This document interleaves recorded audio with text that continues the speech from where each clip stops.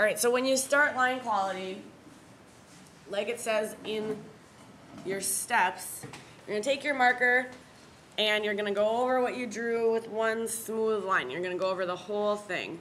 So you're just gonna take your marker and you're not gonna, this is kind of the nice part because you're not gonna have to think too much about what you're doing because you're just tracing what you've already done.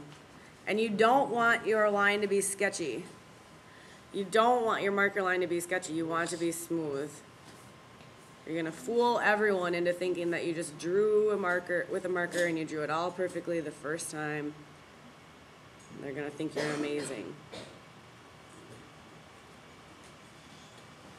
You're gonna go over every line that you did, unless there's leaves that you decide at this point you don't want to include. Maybe you did too many. Maybe you just don't like a few of them, that's fine. So I'm gonna trace, you're gonna go through and you're gonna trace every single one that you did before moving on.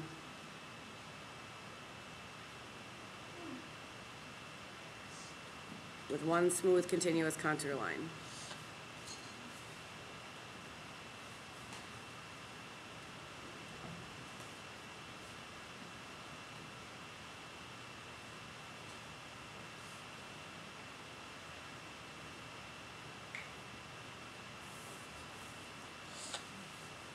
Then, when you get that part done, then you get to be more picky. And that is where that yellow handout comes in play. So, again, that just has some ideas on there for you. But they're not set in stone. I'm going to move this. They're just examples. I'll actually do this so we can see them a little bit better. All right. So now you're going to look at each individual leaf. Pretend I have a whole giant piece of paper just like yours and it's full. You're going to trace over everything once. And then you're going to look at each leaf and decide where you want it to be darker and where you want it to be lighter. If it's darker, it's going to jump out towards the viewer more. And by darker, I mean thicker. Okay, if your line is thicker, it's going to look darker. It's going to come at the viewer more. It's going to come towards us in space. And the thin lines, these lines that we just leave this thickness, are going to stay in the background. So when you want something to stand out, make it thicker. And do it with an intention. Okay, if you do that to every line in the whole thing, and they're all the same thickness, they might be thicker, but they're not going to stand out next to anything else because they're all the same.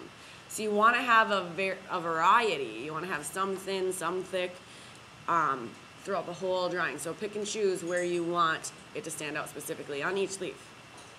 And that is what's going to help you, the first part of helping you with your focal point. So when you look at each leaf, for example, one popular thing is to make the line a little thicker at the veins to kind of make it a little thicker at the base where it's sort of stemming from. So it kind of helps show that it's turning in.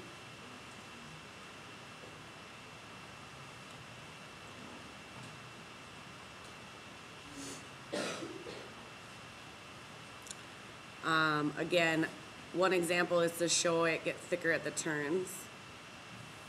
And it doesn't have to be a really significant change in thickness.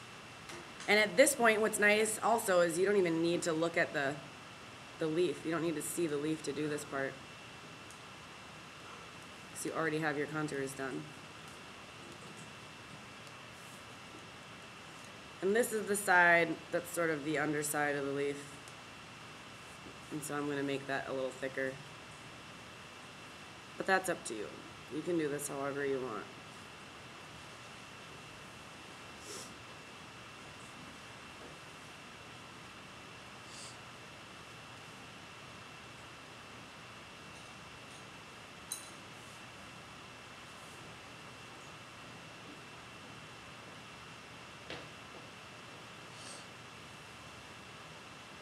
Maybe at the turn here. And you can do whatever you want to each leaf, that's up to you. You don't ignore the stems either though. They're part of your drawing as well and they can get lost and can look a little silly if we just ignore them. So you can vary the line quality within your stems as well. When you're happy with one leaf, move on to the next leaf.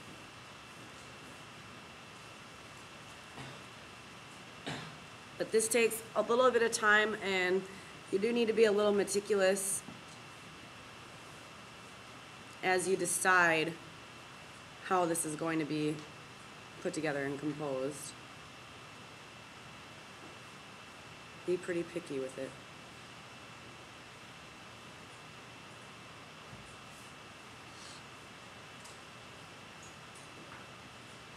Sometimes it helps if you've been watching and you can see, sometimes it helps to draw, like this for example, draw the outside edge of where I want that thickness to be, and then I just fill it in so it looks like a smooth, thick line.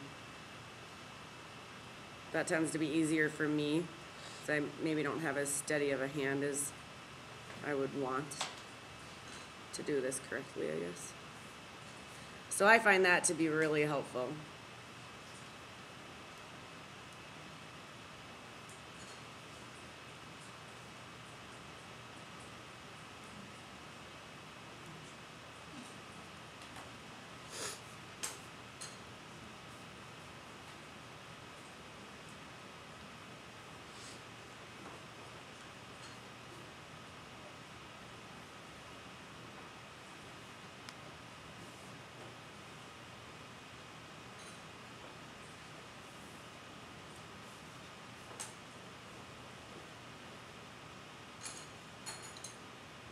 There really isn't a wrong way to do this other than not doing enough.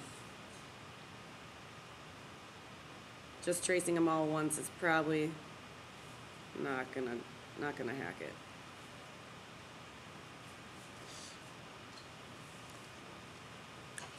All right, now here's the very, very important part. When you're done, you want to make sure that you erase all your pencil lines, but you also want to make sure that your ink is dry from your marker.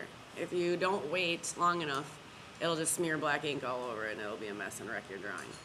All right, so I hopefully have waited long enough for this top part.